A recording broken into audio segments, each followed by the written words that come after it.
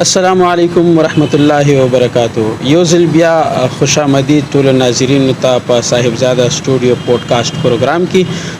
ناظرینو نن متاسله یو ښایسته او خوندور پروګرام راوړی دی چې په هغې کې زموږ سره یو داسې شخصیت ناسته کړې ده چې هغه د بلها میدانونو شهسوار دی. که د درس و تدریس میدان دی، درس و تدریس کې د هغې بلها طلبا هغه د دې مینان دي، او که هغې مونږ وګورو په عامه زندګۍ کې هم د هغې د ټلویزیون په لاره باندې هم د بلها خلکو حوصله افزایي کوي چې هغې د هغې نه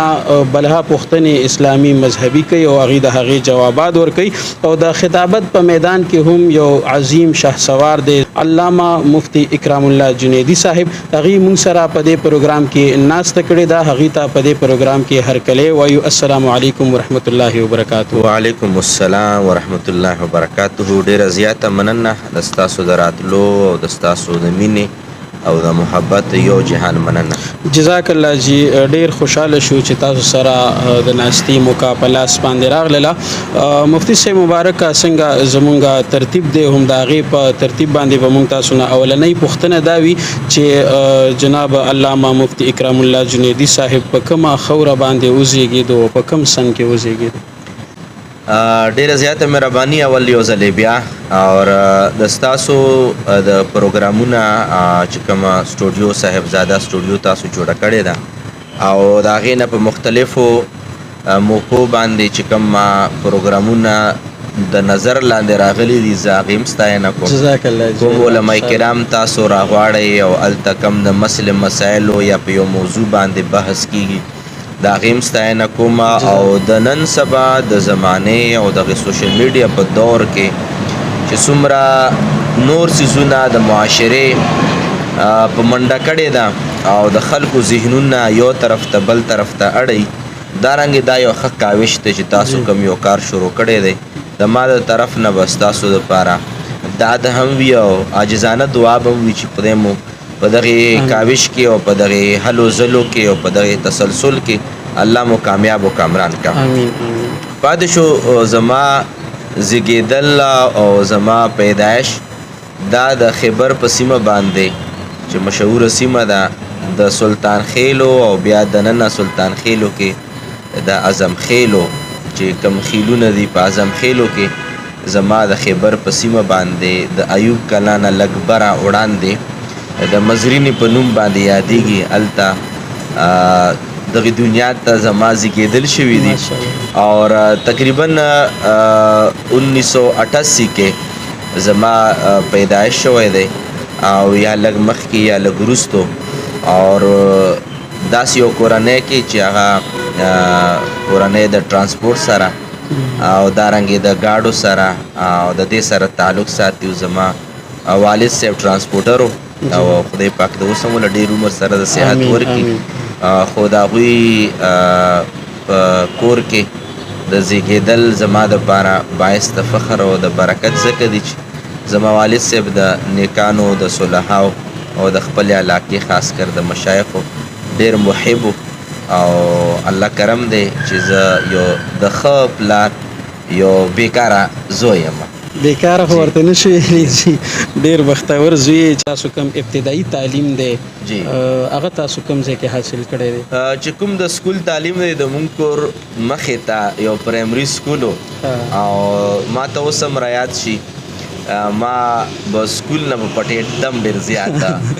او بیا والدې صاحبې راته وویله ما به بستې هم ډېرې ورکولې، ما نه بسته اکثر پاتې و ځکه چې کم ماشوم په سکول په مینس کې پټېږي هغه نه بسته بسته اکثره ورکه شي چېرته ترې نه پاتې بیا هېرې. نو بیا والدې صاحبې راته وویله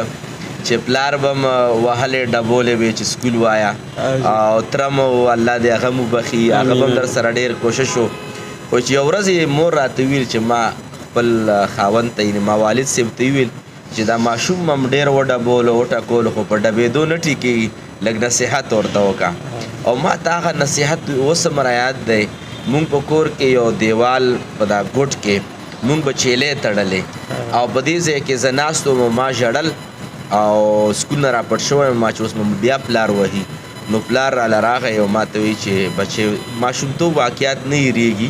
ما ته وایي چې بچې ته به بیا به غټ عالم شي او ډاکټر به شي او نصیحت یې راته وکړو او ما ته اوس هم راشي هغه چیلې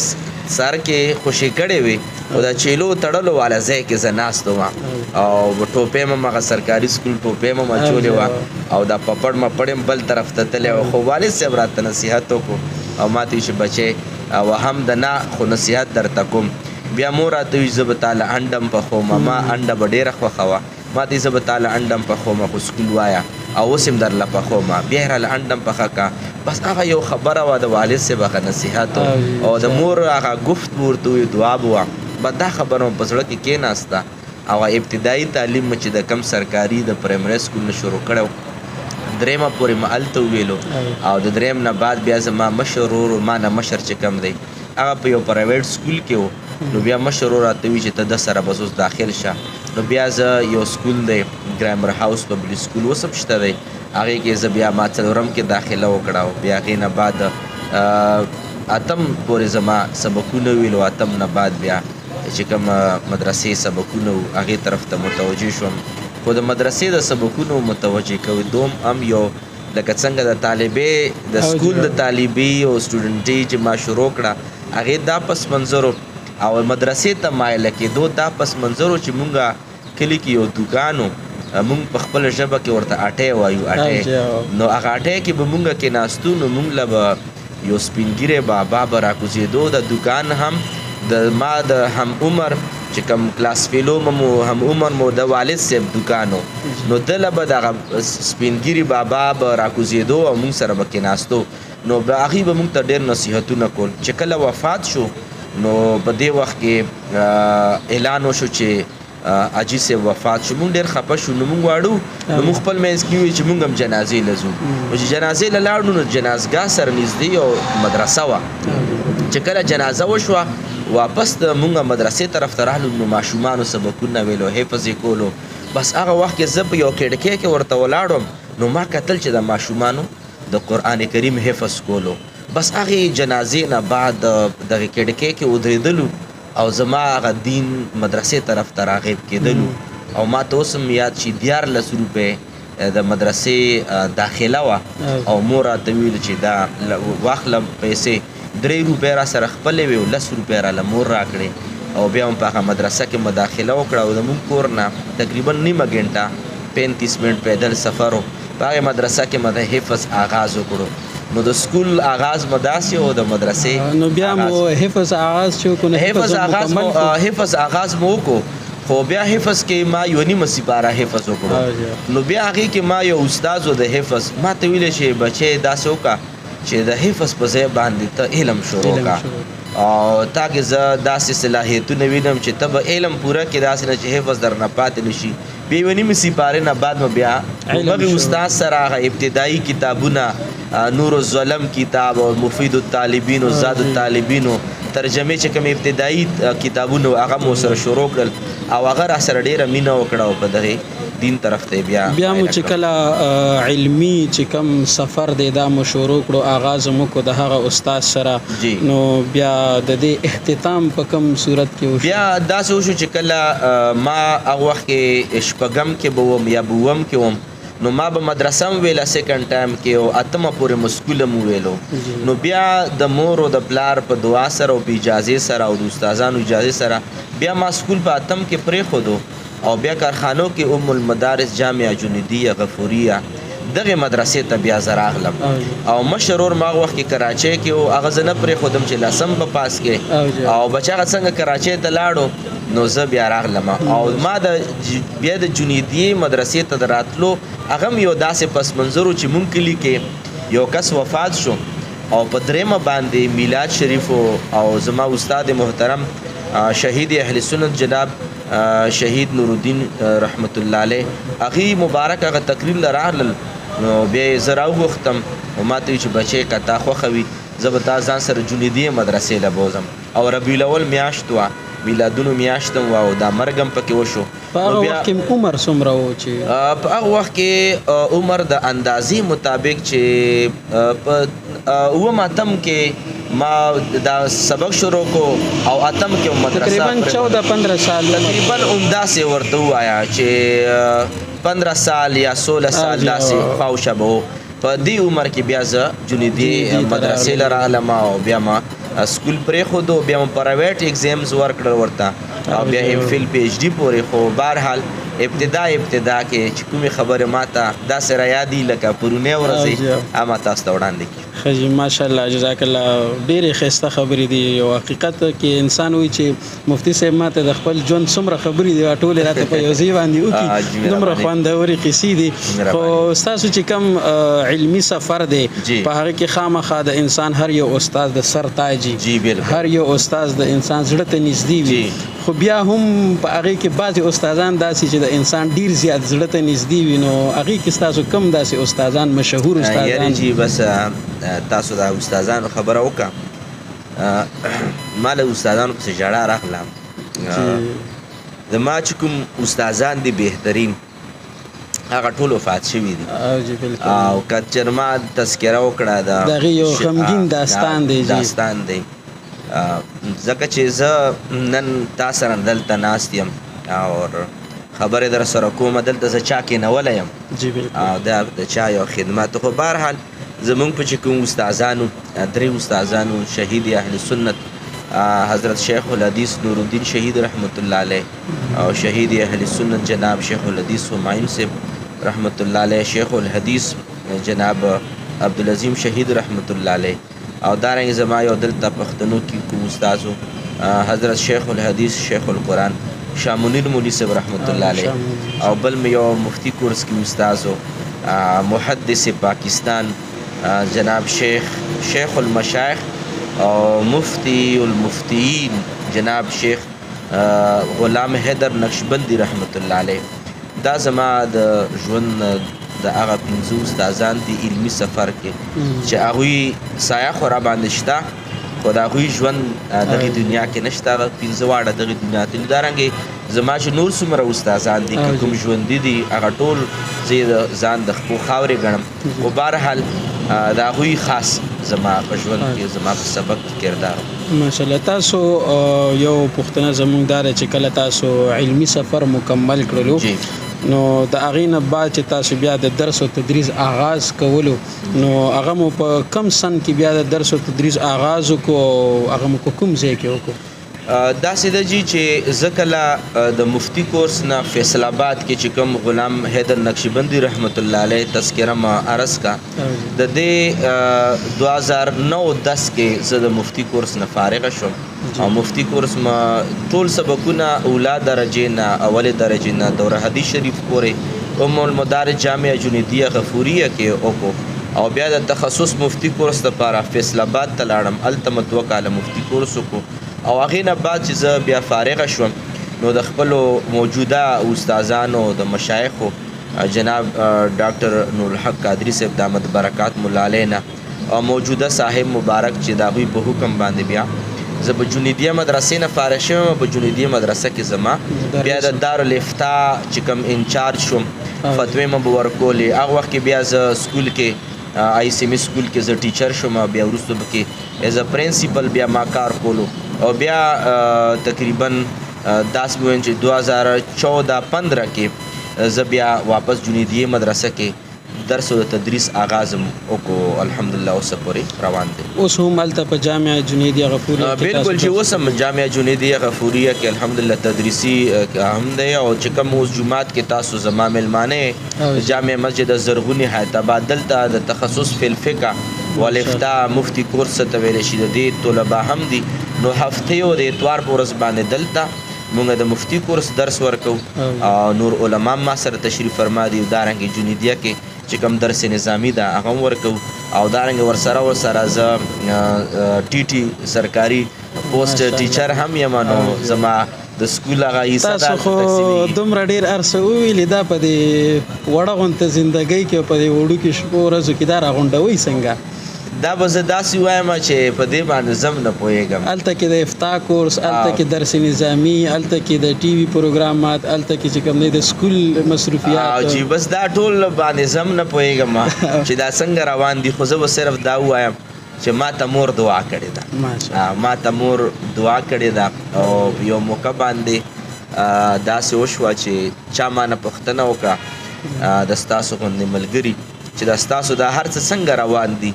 ما ورته دا ویل ما چې دا ما سره د نیکانو خلکو دعا ده او ما سره د مور دعا ده نو هغې موقع کې یو داسې یو درویش غوندې کس ناست و هغه راته وویل چې دا نورو خلکو دعا دا هم د مور دعا برکت دی چې دا نورو خلکو دعا د په نصیب شوې ده دا هم د مور دعا برکت دی او دا به زه دا وایم چې دا ما یو ساده او د یو ډېرې ساده د مور دعا او یو ډېر ساده او د عجزه د پلار دعا را سره هر چا سره د مور او د پلار دعا وي خو زه وایم چې که د مور او د پلار دعا څوک ویني نو الحمدلله ما خو په سترګو لیدلې ده څوک به محسوس کوي او څوک یې په سترګو ویني خو ما د فقیر پلار او د فقیر او د درویش مور دعا ده ما سره بالکل ماشاءالله جزاک الله د مفتی صاحب خبرې تاسو اورېدې چې ډېر ښایسته داسې خبرې چې بالکل ملغررې او انسان وي چې بس هر وخت مې ورته جولۍ نیولې وې او د مفتی صاحب دا خبرې مې اورېدلې خو به هر حال پروګرام دومره اوږدول هم نه غواړم راځم خپل سوالاتو طرف ته مفتی صاحب مبارک نه به زموږ دا پوښتنه وي چې مفتی صاحب څو ودونه کړي دي او بچنګي څومره دي خجي اصل کې داسې وه چې مالا مور چې کله منګني کوله او منګنۍ نه بعد د جامع ازهر یونیورسټۍ نه د دوو طالب علمانو دپاره څه هغه رالل چې تاسو 2 کسان راولېږئ نو چې زمونږ کوم قائد ملت اسلامیه جناب پیر نورحق ډاکټر نورحق قادري صاحب هغوی ما ته ویل چې تاسو به ورسره ځئ مصر ته خو بیا مور راته وي چې بچی مصر له چې لاړ شي نو بیا ما درله منګني کړې ده او زه لږه بیماره یم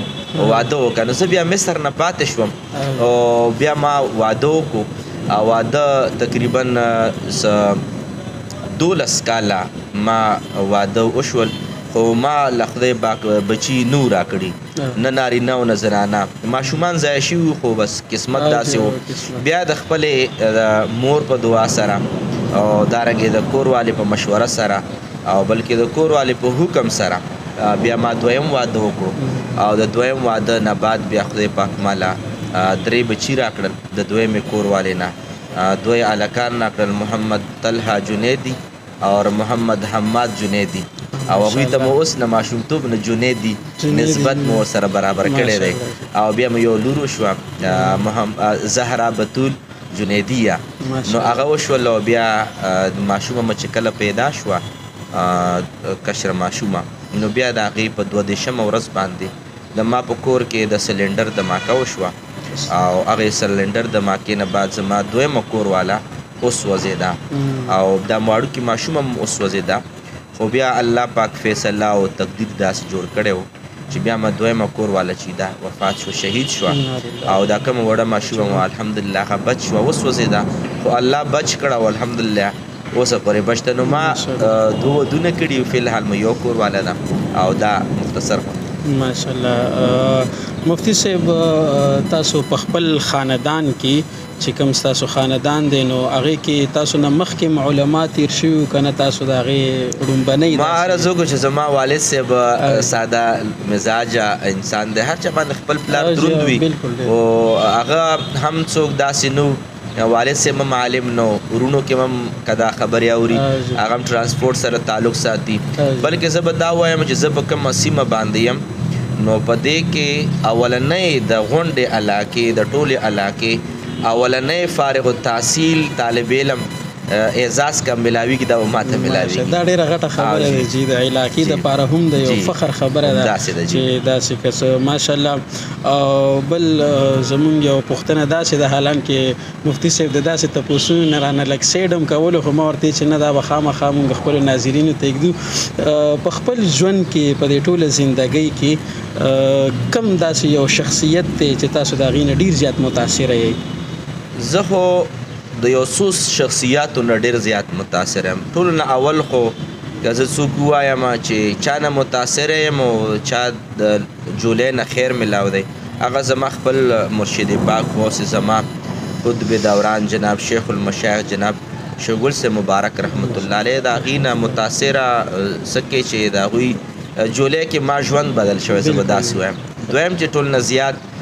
متاثر وم د خپلو هغو استادانو چې د کوم ما تذکره وکړه او بیا د هغې استاد چې کوم فیصل آباد کې زما استاد محترم و د هغه نه ډېر زیات د هغه د زندګۍ نه د تقوا نه او اوس موسم د باران د فیصل آباد کې داسې یو وخت چې سخته ګرمي وه او هلته اوبه هم تروشې وې نو موږ ورته وایو چې استاد صاحب لږه دعا وکړئ باران ډېر سخت ضرورت دی او ګرمي ډېره زیاته ده نو دومره مستجاب الدعوات او لاسونه یې اوچت کړل او که چېرې چا داسې لیدلی وای چېرته بازار کې چا به ویلی چې یا دیاړي مار دی او یا مزدورکاره دی داسې و چې چا حد درجې هغه دعا وکړه او داسې او چې خدای دا طالب علمان دي مدرسو کې تنګ شوي خدای ته باران وکړي. موږ به کلاسونه ماسپښین نه تر ماښامه پورې وو نو ماسپښین یې دعا وکړه چې مازدیګر مونځ لا موږ راوتو داسې وریځ شو باران وورېدو د داسې د خپل د دغې استاد نه ډېر زیات او دا چې کوم پنځمه درته عرض کړه د دوی د ژوند نه ډېر متاثره وم. ماشاءالله مفتي صاحب ستاسو خو اول مونږ ته وویلې چې د ژوند مصروفیات هم ډېر زیات دي خو هغې کې یو پوښتنه دا لرم چې تاسو څومره د ژوند مصروفیات دي هغه خو یو طرف ته خو د سوشل میډیا د مشرق ټي وي باندې نن سبا ستاسو پروګرامونه جاري دي ماشاءالله ډېر ښایسته او ډېر خلک ترنه استفاده هم اخلي.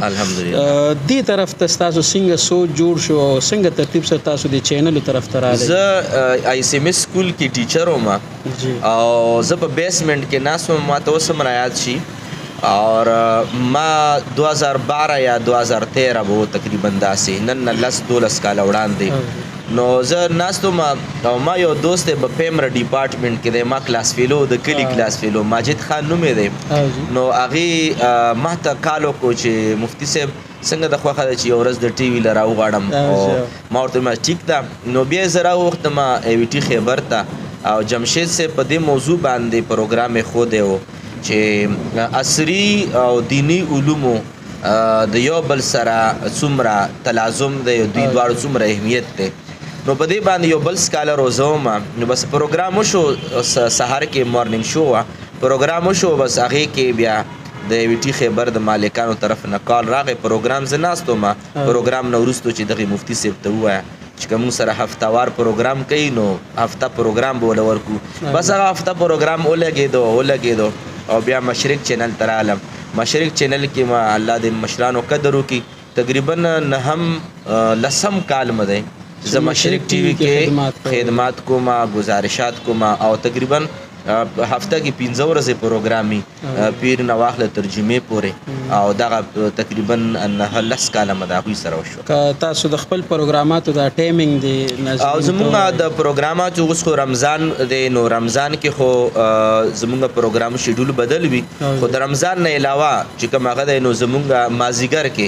4 نه 15 پورې پروګرام وي چې بیا ګرمي شي نو بیا د 15 نه تر 6 پورې پروګرام وي او په دې کې په لکونو خلک الحمدلله رابطې ساتي او د خدای پاک یو مهرباني ده ماشاءالله. مفتي صاحب بس ډېر هم تنګوم هم ډېرې زیاتې غوښتنې کوم خو به هر حال بس دا یو ډېره بهترینه موقع او زه ځان له خوشقسمتي ګڼم چې د تاسو سره ناسته تاسو خپله مهرباني ده. نو یو پوښتنه به زموږ دا وي چې تاسو په خپله زندګۍ کې په خپل ژوند کې کومه موقع داسې راغلې ده چې ډېر زیات پرې خوشحاله شوي یئ او اوس هم په هغې خوشحاله یئ چې یاره دا موقع داسې وه چې کاش دا نه وی تېره شوې؟ یو موقع هغه وه چې 2009 کې زه طالب علم وم مدرسې او غریبي هم ډېره وه ډېره تنګدستي وه او چا راته وویل چې حج ته دې لېږم ماشاءالله یو هغه موقع ما نه هېرېږي او بیا چې کله ما ته پاسپورټ یې م راوړي چې ته به حج له ځې نو زما هغه کیفیت اوس زړه کې زه محسوس کولی شم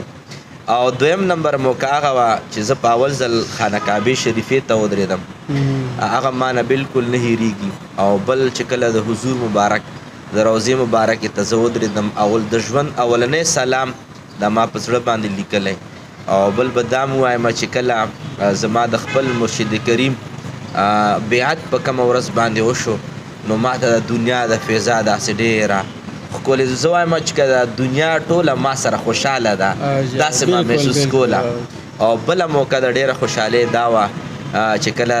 12-14 کاله بعد الله پاک اولنی بچی راکړو هغه ورځ باندې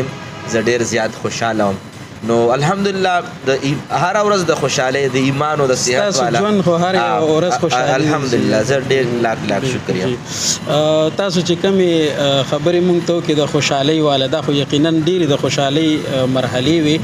خو د دغه خبرو نه علاوه یو داسې د خپل ژوند یو خوندوره قصه ستاسو څه شی ده د دغه څیزونو نه علاوه چې کوم تاسو بیان کړ کیسې خو په ژوند کې ټولې خوندورې دي حقیقت دی چې کومه داسې ناشنا غونته کېږي ناشنا خبره به زه درته داسې وکړم چې یو خو دا وه چې زه چې کله حج له لاړم په 2009 کې او ما طواف ختم کو د 2 رکعاتو نفل ځای مه کتو چې زه ځای وګورم چې چېرته 2 رکعاته نفل وکړم او وخت کې داسې هلکه هلکه مو عمر هم ډېر کم و هر څه راته داسې بدل لګېدل او څه داسې ډېر غم نه وم ګرځېدلی هم نه وم تجربه هم نه وم عمر هم کم و خو زما 2 رکعاتو نفلو ځای کتو چې چېرته زه ودرېږم نو په دې وخت کې په دغې حرم شریف د مقام ابراهیم مخې ته یو درویش غوندې کس ناست و زه داسې تېرېدم بس یو دم یې داسې په روانه کې لاس نه ونیوم او ځان سره یې کېنولم نو ما ویل ما چې ما څوک پېژني څنګه یې کېنولم نو کېناستم وکتو سپین پټکی والی وم او سپینه ږیره وه او داسې غنم رنګ خوږ مخ و چې ته وایې چې به دې مخ ته مه کتې او کتې ورسره ناست وی او ما ته یې ویلې چې ته کوم ځای نه راغلی یې ما ورته ما چې پاکستان نه ما ته چې تا څه نوم دی ما چې اکرام الله ما ته یې چې نه محمد اکرام الله او بیا ما ته وی چې کېنه بس کېناستو او داسې لاس کو سره شاد و هغې نه یې ګوته کې شاد راواستل او مال یې راکړل چې را یې کړل او بس زه ودرېدم نو ما ته دعا وکړه او د خیر دعا یې راته وکړه زه څنګه روان شم ما له ذهن له دا خبر راغله چې لکه نوره دعا هم تو غواړه او لازمه خبره بچي مم نه ما چې بچو دعا تو غواړه د علم دعا تو غواړه نو زه داسې یو اندازې مطابق یا 20 سیکنډه یا 25 سیکنډه زه داسې تیر شوم ازې مکتو ځان له بیا ما ویل چې دعا دپاره خو 20-25 سیکنډ بعد چې څو قدمونه وس واپس رالم دا سړی هلته نه و بیا ما ته پته ونه لګېده که دا اوچت شوی و که غیب شوی و که هغې وخت کې سره ما ولیدو چې څه صورتحال و هغه به هغې رب ته معلوم وي چې کوم د رب په کعبې کې مونږ ورسره ملاقات شو نو بس 100 سیکنډه بعد زه چې واپس شوم نو ما ته هغه تصویر اوس هم یاد دی خو چې واپس راغلم په هغه ځای کې هغه صاحب بیا هغه کس میلاو نه شو بلکل غیب شو ماشاءالله جزاک الله دا ناظرینو تاسو کته د مفتی صاحب د ژوند حالات د هغه وخت نه چې کله د دې پیدایش شو د دې چې څومره د ژوند مراحل دي هغه موږ تاسو ته وړاندې کوو یقینا ما مفتی صاحب سره چې کله رابطه کوله نو مفتی صاحب ما ته وویل چې زما داسې پروګرام چرته کې نشته په سوشل میډیا باندې او حالان کې نور د سوشل میډیا په لار باندې ډیر زیات مشهور دي که هر تاسو وګورئ د ټي وي پروګرامات یا نور د سوشل میډیا والا خدا شان پروګرام به چرته کې نه وي نو د دې ډیر زیات مشکور یو په دې باندې چې موږ له وخت راکړو تاسو د کتونکو ته به زه ګزارش وکړم زمونږ صاحبزاده حمید جنیدی صاحب چې کوم محنت کوي کوم خدمات کوي د ستاینه هم کوئ د سره مرسته کوئ او دا زمونږ هغه شاګردانو کې دا زما خپله شاګرد دی زما هغه شاګردانو کې دی چې کومو شاګردانو باندې استاد فخر کوي دا زمونږ د فخر والا شاګرد دی او دا خدمات کوي او مونږ مرسته هم ورسره ده دعا هم ورسره ده او د ستاسو مرسته به هم ورسره وي انشاءالله